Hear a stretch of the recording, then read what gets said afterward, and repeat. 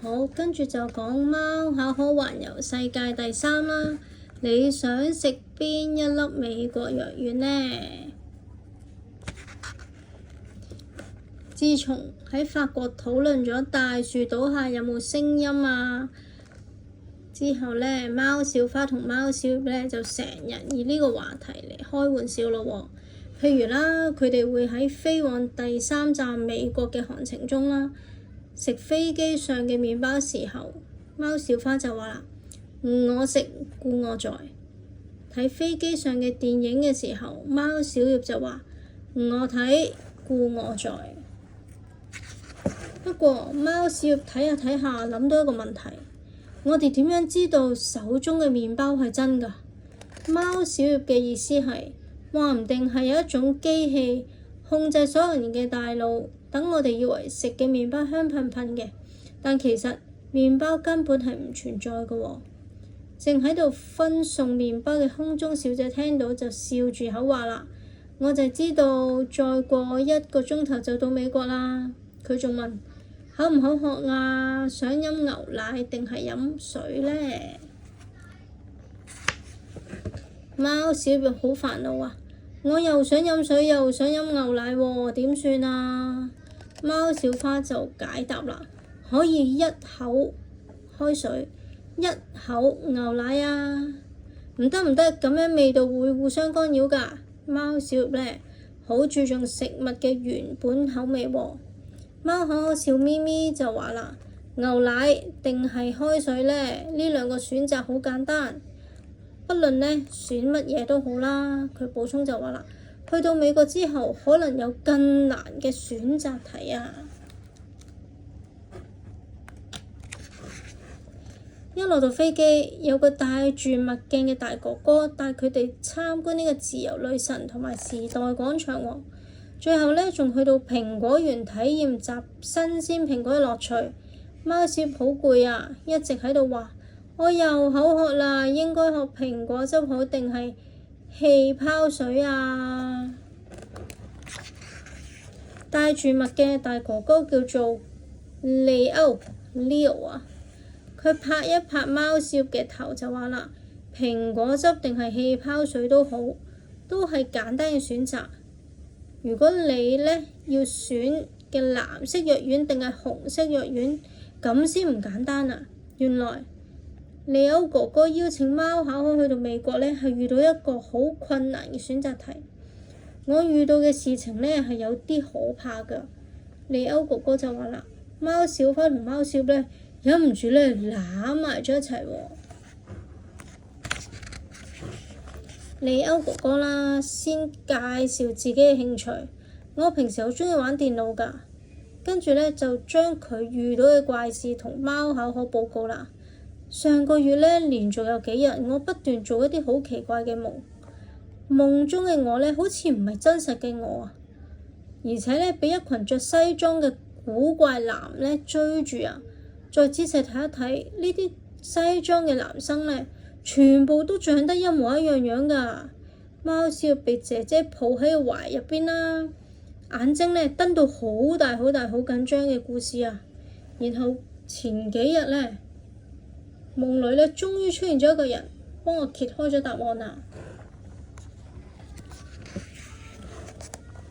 原來利歐哥哥呢，喺夢入邊嘅奇怪感受係嚟自一個可怕嘅真相，就係呢，我哋以為真實嘅世界其實一啲都唔真實。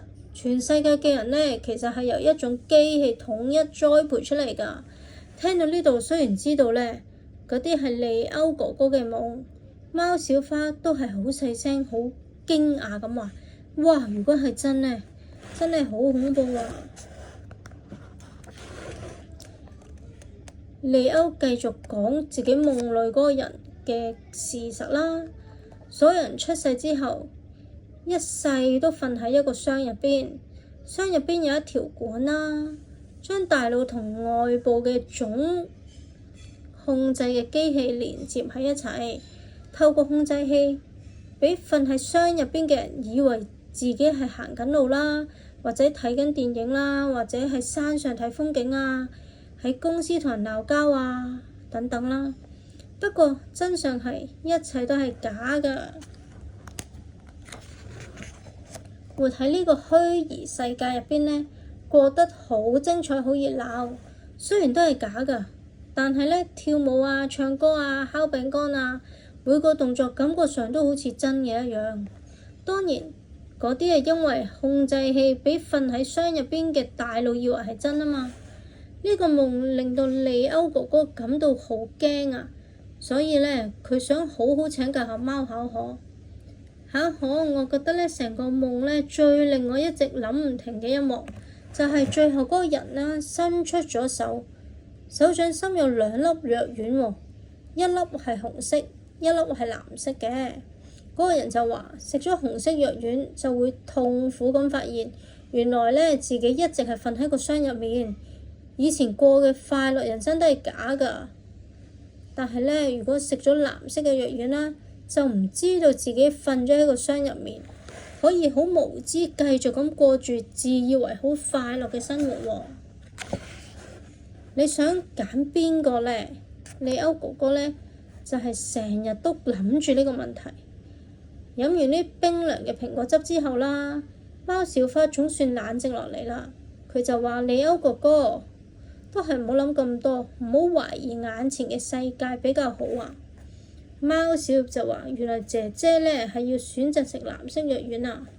不過貓小花都係有疑問啊。咁點樣先可以確定食咗呢個紅色藥丸之後睇到嘅世界呢就係真嘅呢？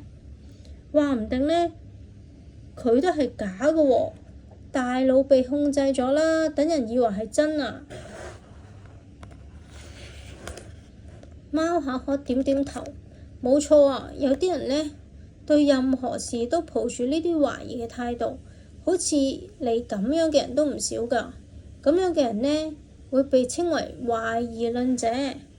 貓小花即刻話：我媽媽成日都話啦，我爸爸係個懷疑論者嚟㗎。貓巧可就話啦，可能因為佢係個科學家，所以對好多冇證實嘅事呢都唔會輕易相信。總係要諗辦法去求證喎。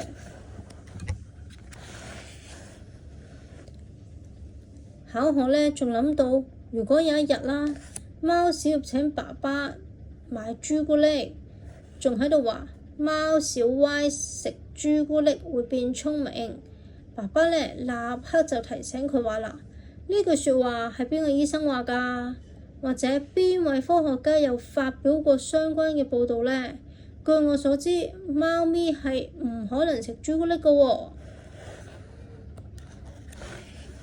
貓巧可覺得利歐哥哥太緊張啦，做出一啲好緊張嘅夢，於是講咗一個比較輕鬆關於夢嘅故事。中國古代有一個人發咗個夢，夢見自己係一隻蝴蝶，喺空中自由自在咁樣飛。醒咗之後發現自己係人，所以佢開始懷疑，我到底係人定係夢中變咗做蝴蝶呢？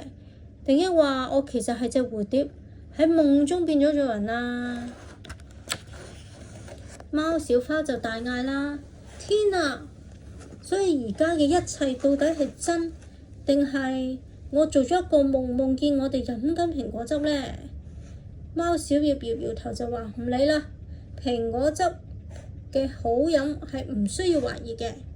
貓小花就抱住貓小葉都話啦，姐姐好愛你，呢一點呢都唔需要懷疑㗎。貓小花就問貓巧可啦，點解要懷疑呢樣懷疑嗰樣，要諗咁多啊？頭都爆炸啦！到底人應該對所有事情保持懷疑嘅態度啊，定係相信理所當然嘅事呢？唔需要懷疑嘅呢？利歐哥哥呢顯然呢都好頭痛啊！佢就邀請大家，不如我請大家食漢堡，好美味㗎，唔需要懷疑啊！好，呢個故事就講完啦噃，下次就到英國的王子快樂嗎？